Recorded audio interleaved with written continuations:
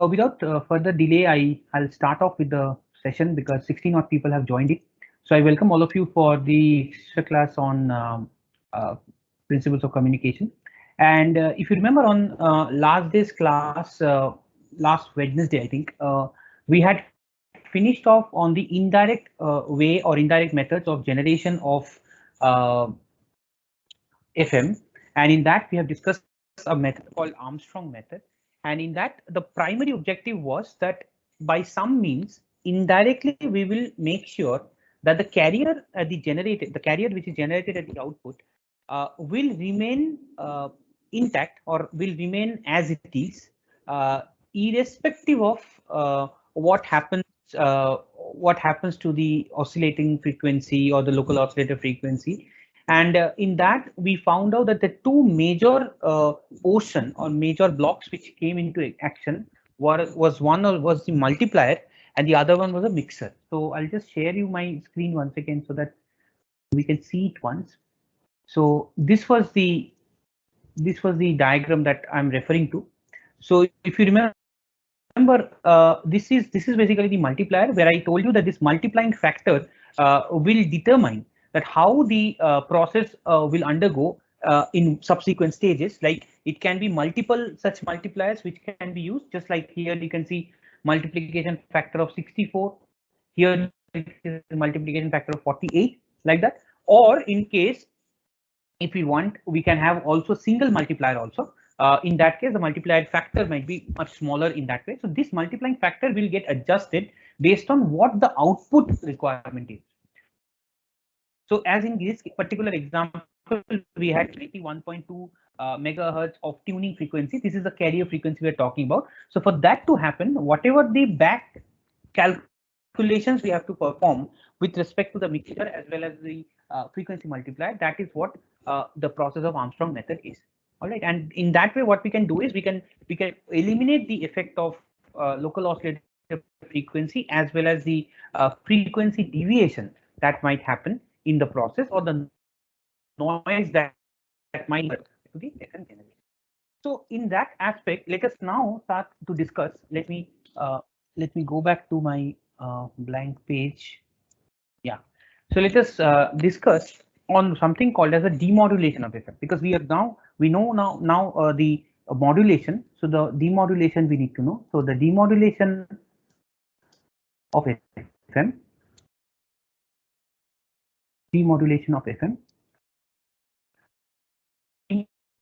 the basic idea is to convert, okay, to convert the frequency deviation to equivalent voltage, because that is the fundamental aspect of FM as well, that we are concerning with the frequency, how the frequency is, how the modulating signal is affecting the frequency of a carrier. So that is how the FM is generated. The opposite way thing is that how the frequency deviation, that is this del F. You remember the FC plus del F. This was the overall frequency change that will take place. So based on this del F, okay, how the voltage will fluctuate. That is the main idea behind demodulation. And the demodulator should produce an output where the instantaneous amplitude, naturally, the instantaneous amplitude is proportional to the instantaneous frequency. That's simple as that. So if FC plus del F, suppose this FC plus del F is equal to suppose F1. So if this is my instantaneous frequency, so equivalently there would be some kind of a V1, which will indicate that for F1, what is the corresponding voltage level. Understood. So all the methods, all the demodulator circuit that we have works on the same principle. They all are same, very similar. In fact, you will soon find the circuits are very similar in nature, except that few changes here and there, but the overall process is the same.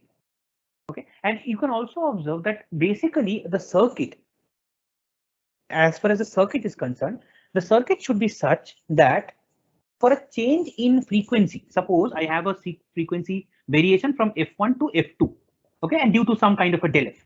So if there is a frequency change from F1 to F2, the voltage, okay, the voltage should be simultaneously increasing or decreasing based on the frequency change.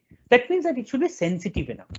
So suppose I have a condition, like for example, it's a kind of like this. Suppose this is my F1 and suppose this is my F2. Okay, so this change that you're looking at, this should be a voltage change, and this voltage change that you're looking at, that should be very sensitive.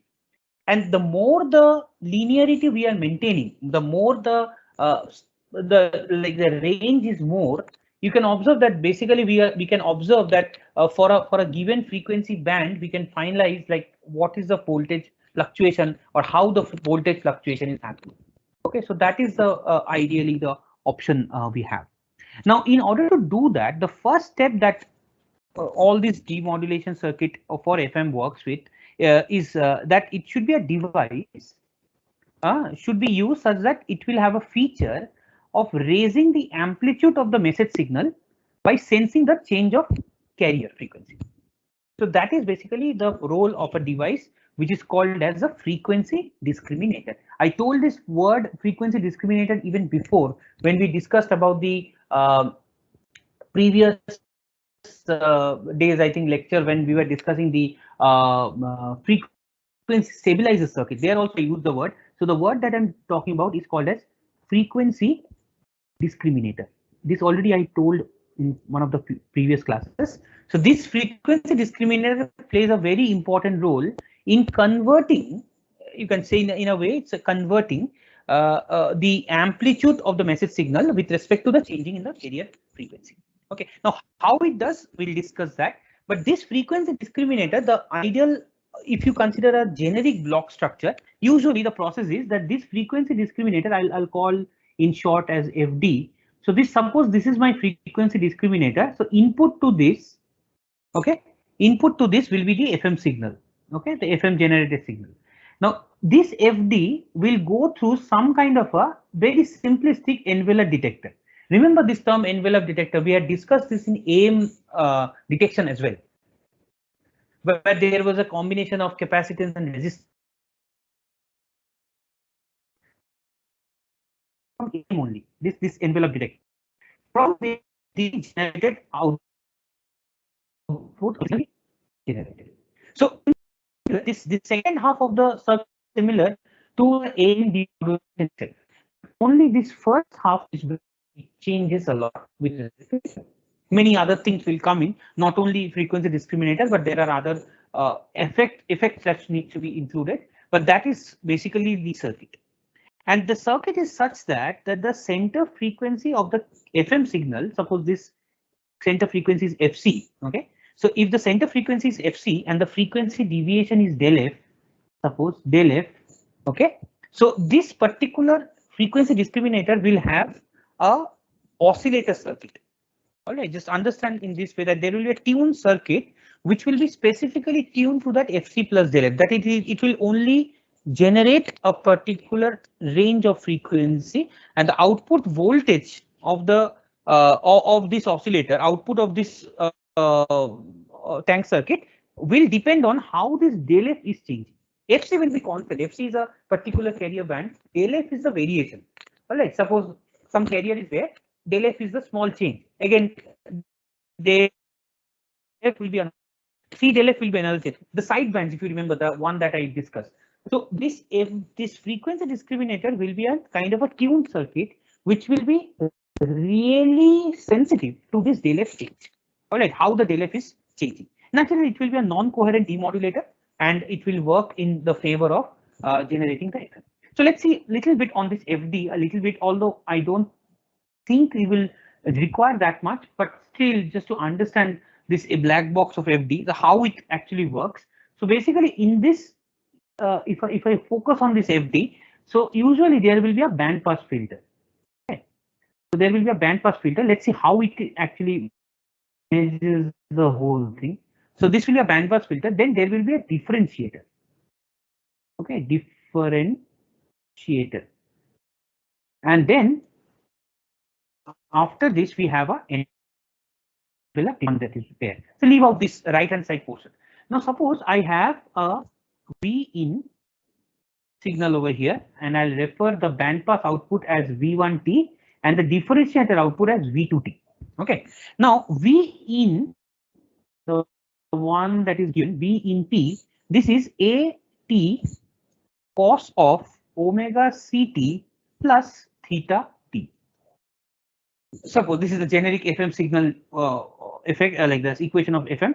Now we have F1T after the filtered bandpass filter output. It should look something like, just for our omega CT plus theta T. VL is nothing but the amplitude after the filtering has happened. This is differentiated. So V2T will be nothing but minus VL. You take the differentiation of this. So it will be minus omega C plus dT of theta T, okay, sine of omega CT plus theta T. This comes from the normal differentiation process.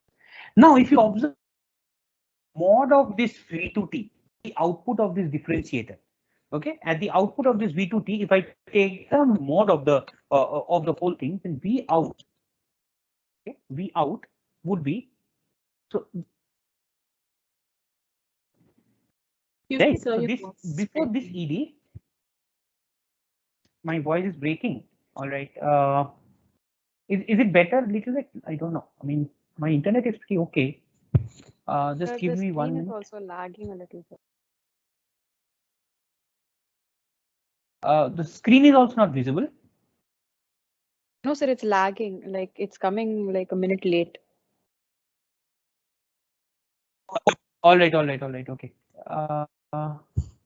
Just give me 1 minute.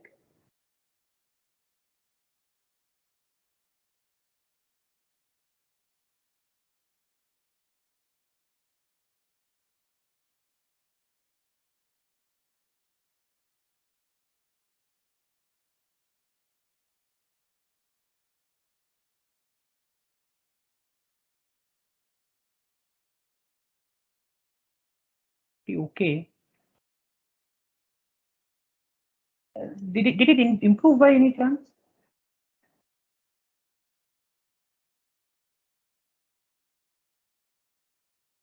Sir, Right? it's fine now. You can continue. All right. Okay. So the V out that we are talking about, okay, the V out, which actually is the output of the envelope detector. So it is basically a mod. We are taking a mod plus d theta of t, okay, like this, and we are only allowing the mod to happen. So the sine component and all those things will be removed completely. So, and if we take this mod, we're only keeping the positive end omega c plus d theta dt, okay, and finally VL omega c plus VL kf mt, because this one is again from the message signal. We look at the chart really a function of mt. So we are observing that if I remove this VL omega c by some means, because this is nothing but a DC component and this can be removed. This is a DC component and can be removed by maybe an AC coupled. Okay, just give me 1 minute. Just give me 1 minute. I'll come back. 1 minute.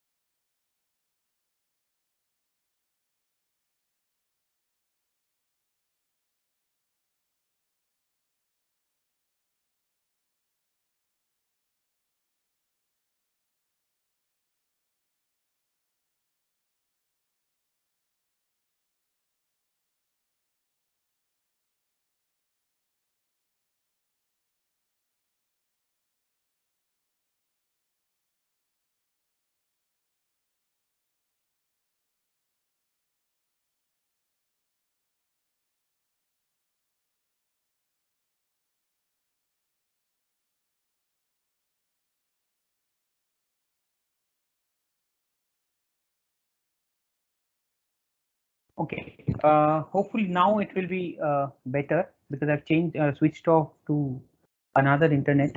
So just let me know if it is fine now. Okay. Is it and is it fine?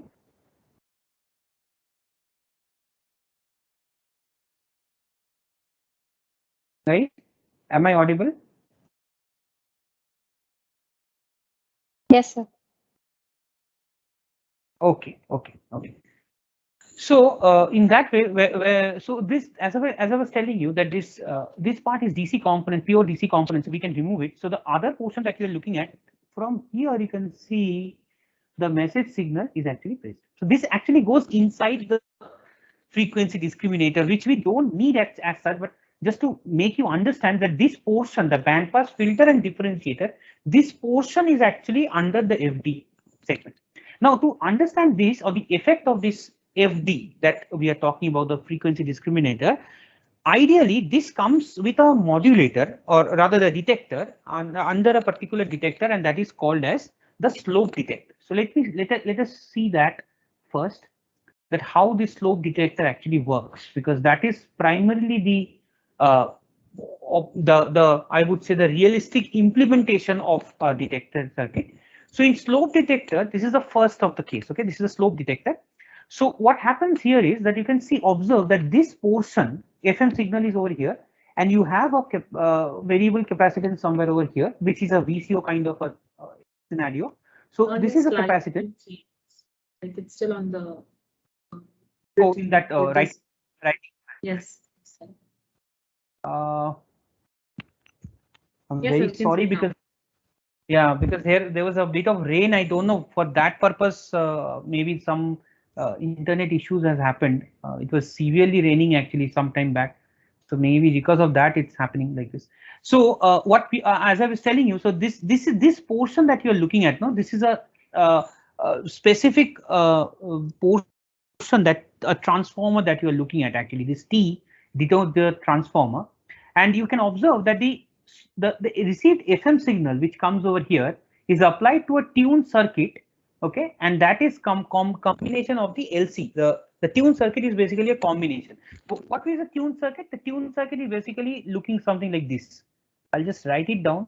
The tuned circuit would look something like, suppose there will be a resistance. Okay, then there will be a capacitance like this. Okay, and there will be an inductor like this. So this is basically a simple circuit. So this tuned circuit, as I said, this will be tuned to that F plus FC, F plus FC plus del F, that particular range of frequency. But whatever it is, so this is the tuned circuit. So the slope detector, how it works, that the tuned circuit whose output is an amplitude and frequency modulated signal. You can see over here. Okay, output is an AM and FM modulated signal. So this is what you are looking at. But when it passes through the envelope detector, okay, passes through the envelope detector, it generates the empty over here. All right, so this is a simple process. The slope detector is like that only. We are generating we are feeding it the FM signal as it is tuned to a particular frequency. Okay, as it is tuned to a particular frequency, the resonating frequency at the end, the output of the circuit will generate a particular signal of that particular nature, where it goes to an envelope detector, and the envelope detector severely will work as just like an AM detector, and it will, from the AM signal, it will extract out the empty. But this AM and FM signal, this part you are looking at, this is where it is different from the conventional AM detection. In AM detection, what we had actually this envelope detector, and we were feeding the AMs directly over here. That was the aim. That was a simple envelope detector. But here, what we are doing is using this tuned circuit, we are tuning the signal in such a manner that it is tuned to a particular frequency, and based on that particular FC, and now with changes in del F, because this FM signal will change, right? So whenever the change is there, whenever there is a change in del F 2, del F 3, del F like that, based on that, the particular change in del F will result into some kind of a change in the amplitude over here. Although this is the principle of slope detector, but ideally it won't work as effectively. because you can observe this is the basic circuit. You can see this is the, if you can see, I don't know, will just confirm me if you can see this particular graph or the slide. Can you see this slide? FM detect this graph.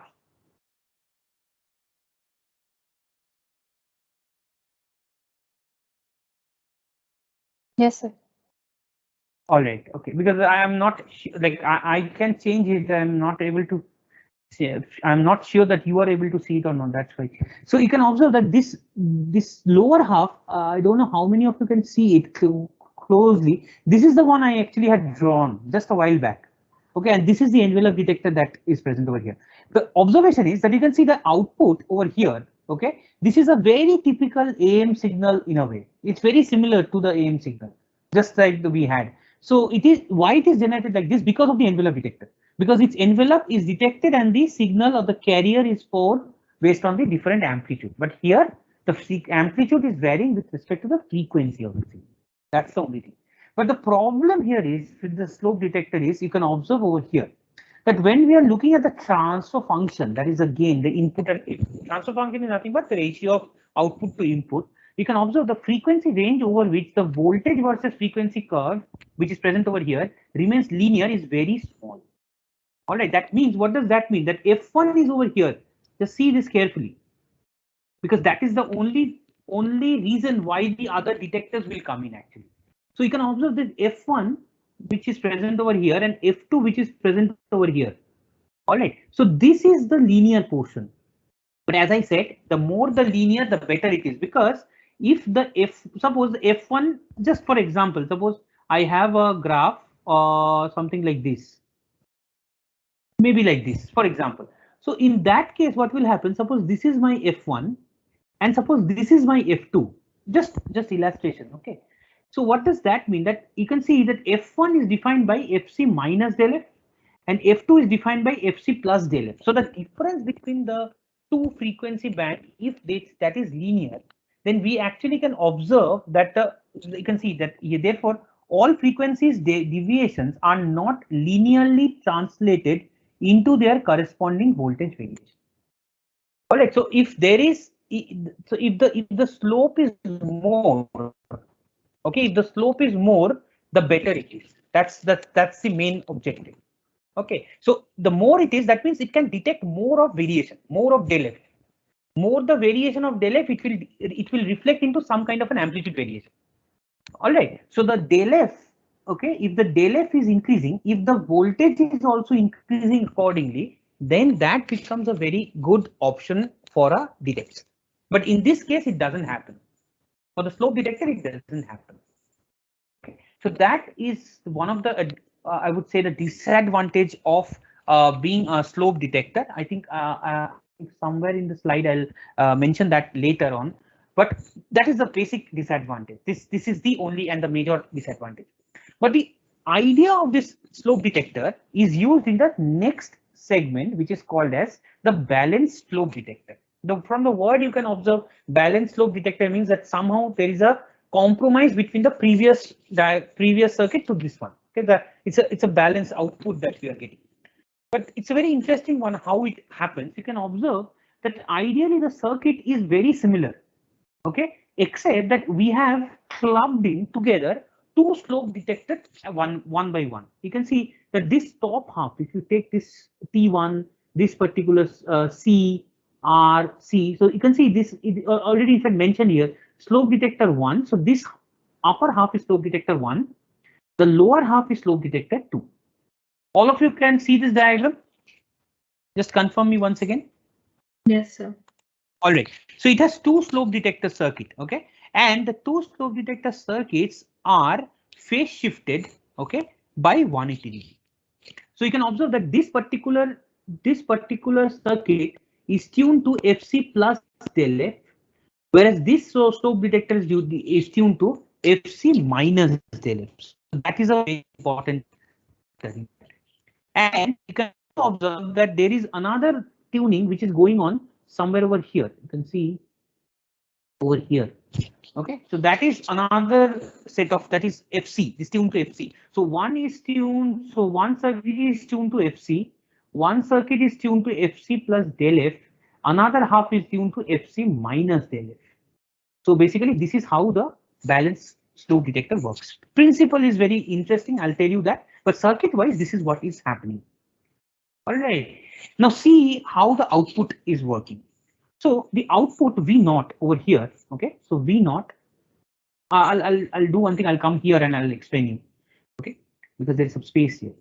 So V0 output, this is equal to V01 minus V02. Okay, now V01 and V02, I think all of you are observing. V01 is the slope detector 1 output and V02 is the second output. So difference between these two is basically the output that we are observing. Now something very interesting happens. Okay, something very interesting happens when we consider 3 working conditions. So first, case 1. Okay, please make a note of this. So first is FC, the carrier frequency, is equal to the input frequency. That is the input frequency, rather the input frequency is equal to the carrier frequency. So FM is being fed. So suppose the particular circuit has a particular tuned carrier FC, and suppose the input frequency exactly matches the particular carrier. All right. So what will happen? You can observe over here in this graph. When it happens like this, when input frequency is equal to FC, both the upper half and the lower half of the circuit, or the induced voltage in a way, you can say that will be same.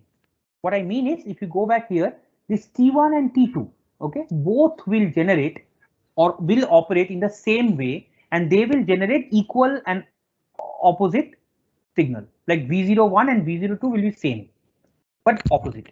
So what will happen eventually, that at this particular condition, FC equal to Fn, your V0 will be equal to 0.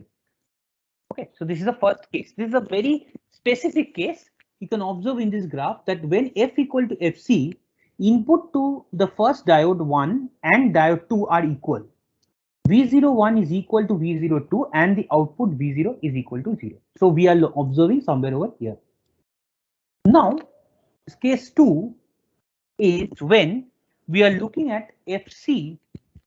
Okay, FC is in the range of less than F in the input frequency is greater than FC, but less than FC plus del F. Okay, suppose this is the range, because FC is the carrier frequency, FC plus del F is including the deviation. So F in is in this particular range. If it happens, then what happens? The induced voltage on the upper half, that is in T1, that is ideally V01 is positive. Okay, I'll just go back and show you. So in this D1, this part, okay, so FC plus del F is the top half. So the top half circuit, the output or the voltage induced is more. So V01 is positive. So if V01 is positive, what will eventually happen? The difference, if you consider over here, that V0 will definitely be positive. So V0 is also positive. So you can observe that this particular range over here, FC to FC plus del F, within this range, based on the different frequency, you can see the condition is also provided over here. V01 is greater than V02 and V0 is positive. So basically, this is the output voltage. You can see the y-axis is output voltage. So all this range that you are looking at, these are all the voltages that you are getting.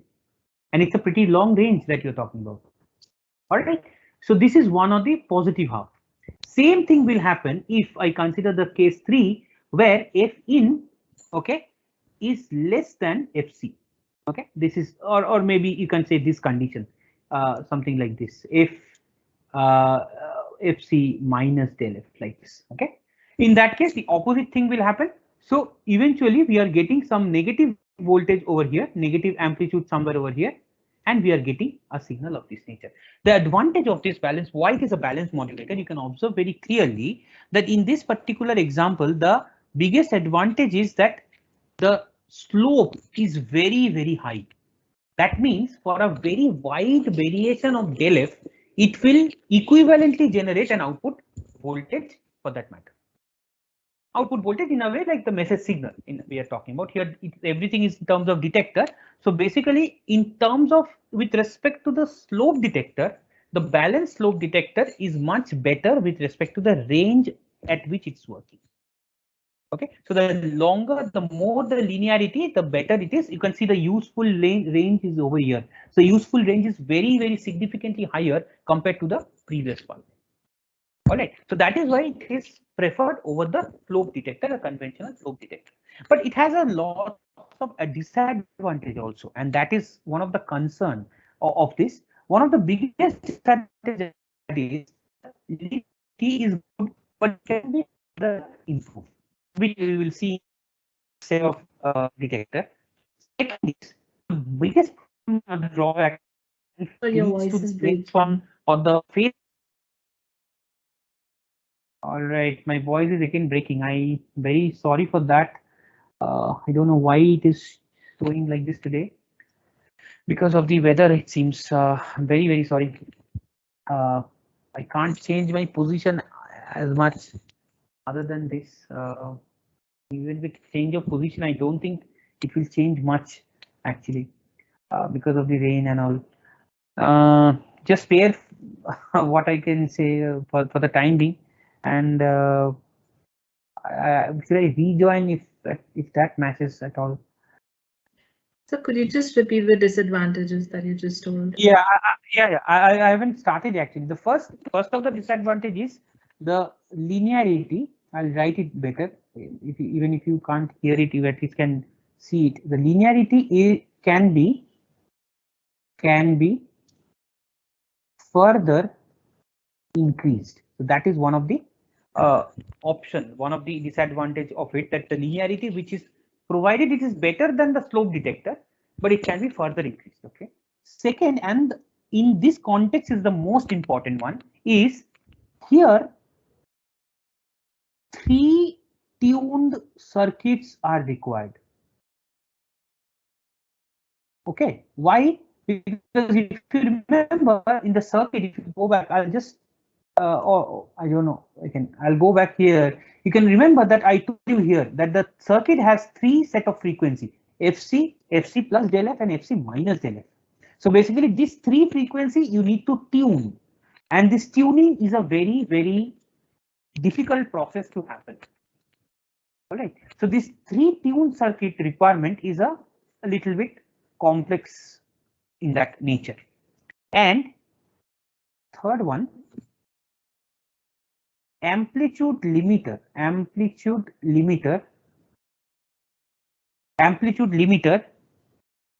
is not provided. Now, what is amplitude limiter? You can observe that suppose this is a circuit, okay, and in that circuit you will always have lots of noise coming in, because there will be lots of spurious frequency also that will come in, right? So if those spurious frequencies comes in and that also gets amplified, that also keeps a kind of a voltage level. So you need an amplitude limiter to limit the desired signal from the noise. But in this circuit, nothing is provided as such.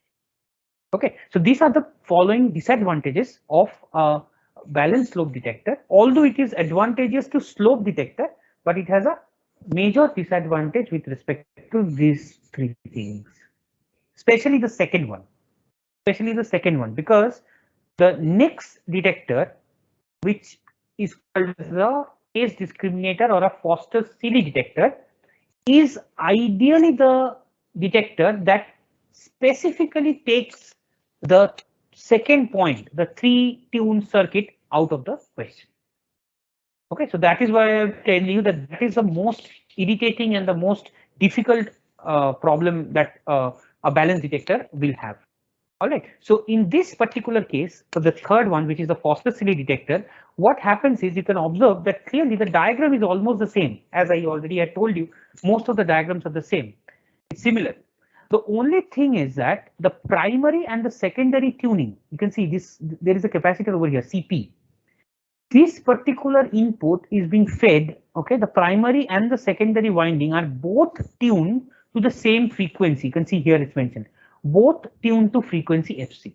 So there is nothing as such Fc plus del F or Fc minus del F of anything of that sort. There is only one frequency Fc. Okay, and that is the major breakthrough that Foster Cilley made. On top of the valence slope detector, they just modified the circuit in a way. Now, how it happens, or what is the advantage of it? I'll just show you that maybe over here. So I'll just point out over here itself. So what happens? You can see that the same principle will happen. That is, over here using this CP is used to connect it the center tapping. You can see the center tapping is over here. So ABC is that again the first half. This is again slope detector 1. This is my slope detector 2. But the input to this is tuned to Fc. So what happens is that case 1. Suppose I write it over here. Case 1.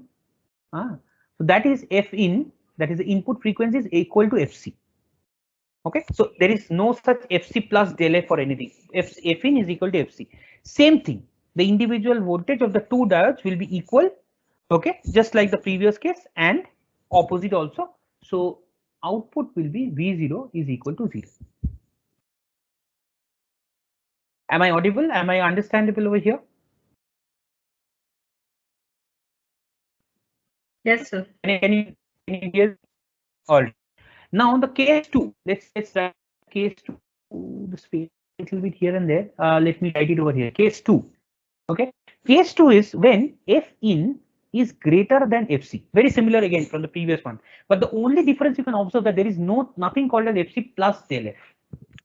So F in is greater than Fc. What is happening? The phase shift between the primary and the secondary winding is such that output of D1, if I consider VD1 is greater than VD2. Okay, I'll just write it down. I don't know whether it is possible here to write. So here the phase shift, okay, phase shift between the primary is over here. Okay, this is primary coil. This is secondary winding. This is from the transformer. Again, don't go into the details of that for the time being. So a phase shift between primary and secondary winding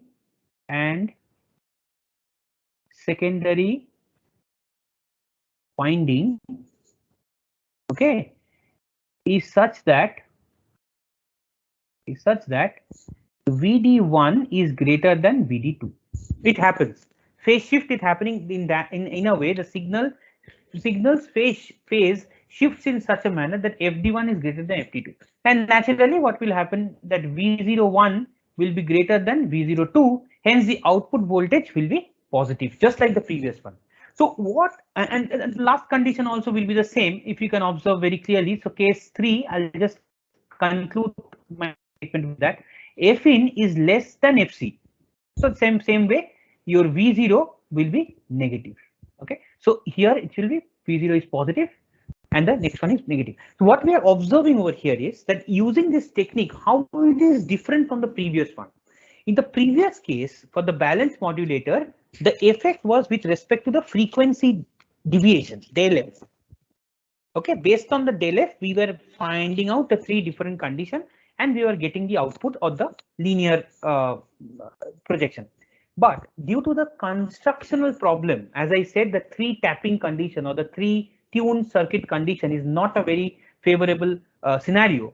So what we have observed over here is that we are in a position where the specific orientation of this, that is both tuned to Fc, okay, this particular arrangement that we are doing, that helps in, this will help in making sure that we have a phase change. Okay, so phase discriminator, you can see the word over here, phase discriminator. So the particular winding, that particular set of arrangement that we are making using the capacitor, make sure that the phase shift is observed between the primary and the secondary winding. So it doesn't depend on the frequency. Frequency you are feeding in, but eventually it is converted to some kind of a phase change. And each of those phase change will indirectly indicate some kind of a voltage change. Understood?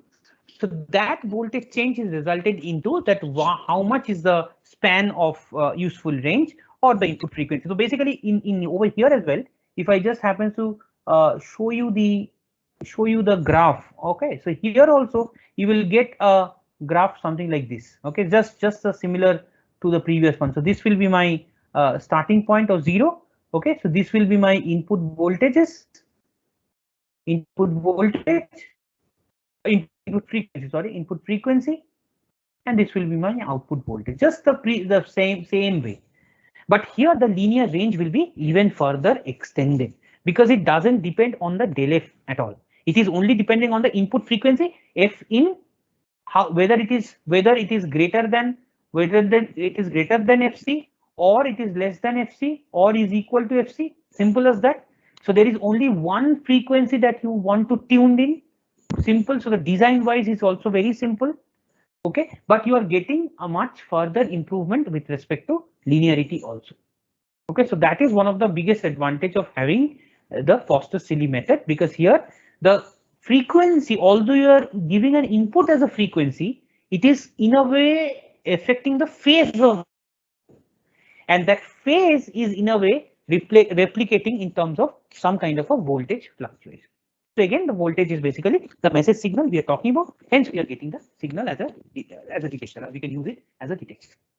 All right. So that is basically the advantage of the whole setup of this. And the disadvantage, one of the only disadvantage we can say, that even here the amplitude limiting circuit is missing.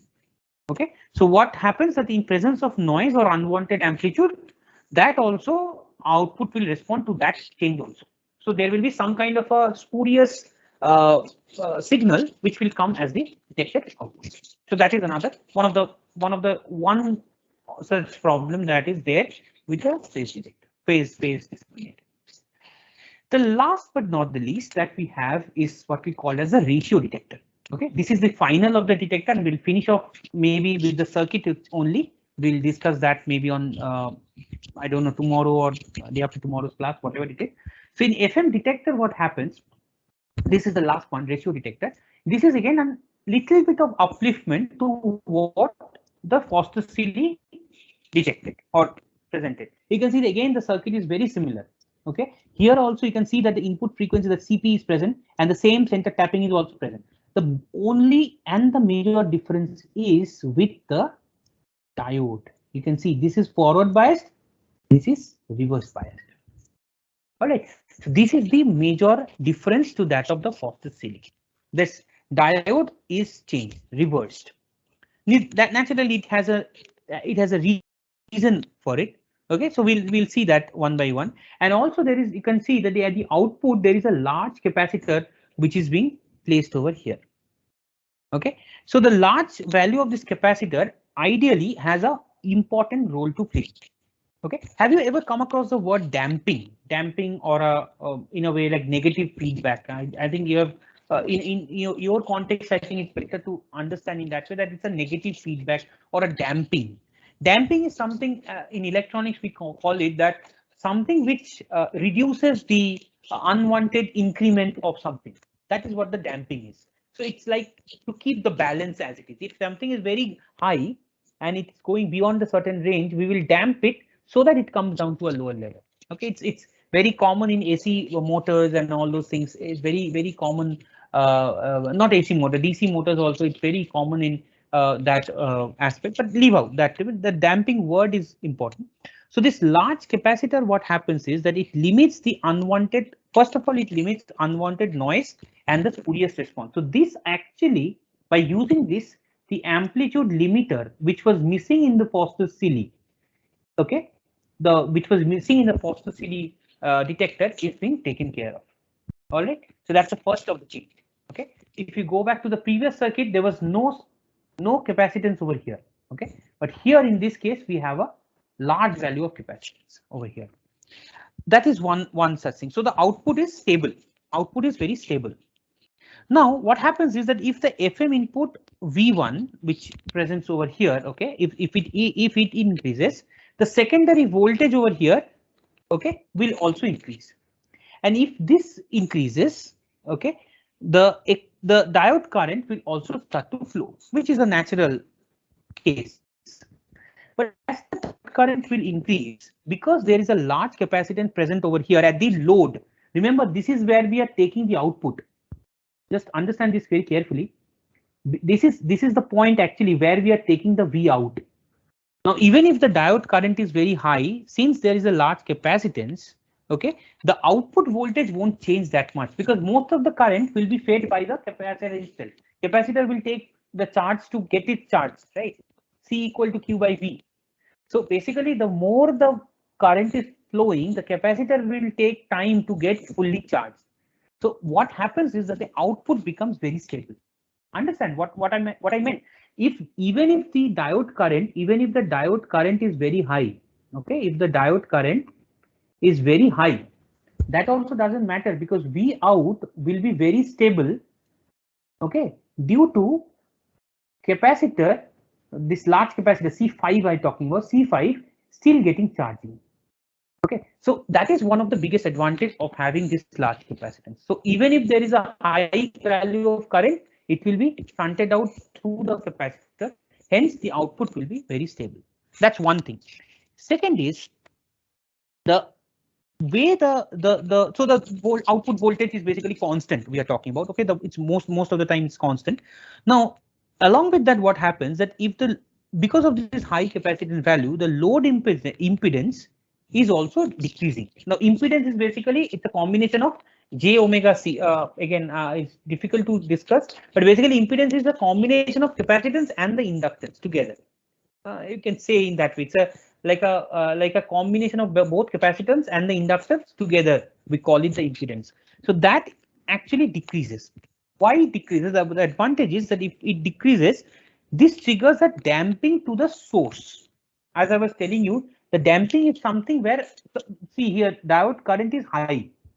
So there will be some kind of a negative feedback. This is where I was talking about the term damping, introduced by the capacitor and the mechanism itself that will try to reduce the source. All right, this damping process eventually will affect, okay, the ratio detector, okay, and the output of it will also decrease. So eventually what is happening that the FM input voltage that is getting limited, okay, that there will be the input voltage, input signal which is being fed to the circuit, that will also get limited. Okay, there won't be like it will be limited to a particular specific range of frequency in that way.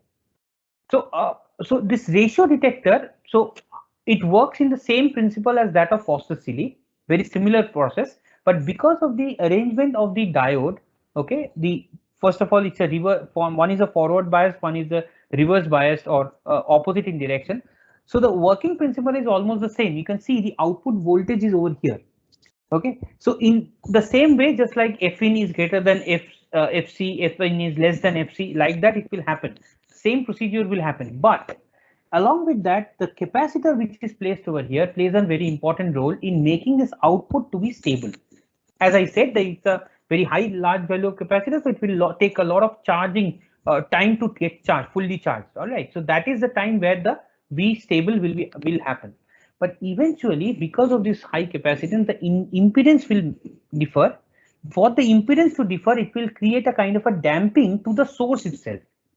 And as the source will get affected, okay, the damping gain of the amplifier during the ratio detector will also decrease. If the amplifier gain is decreasing, naturally, your FM input voltage is also limited to a specific range. So that is one of the biggest advantage of using a FM detector in terms of ratio detector. So easy to align because here is also the same, only one frequency we are tuning in. Okay. Another thing is that it's the linearity is very high. Okay, and it has a inbuilt amplitude limiter that also makes it very convenient for that matter.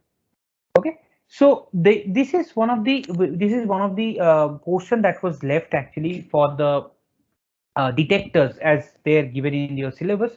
So all the detectors, as I said, it works on the principle of detecting the change in frequency converting that to amplitude in different way or the other.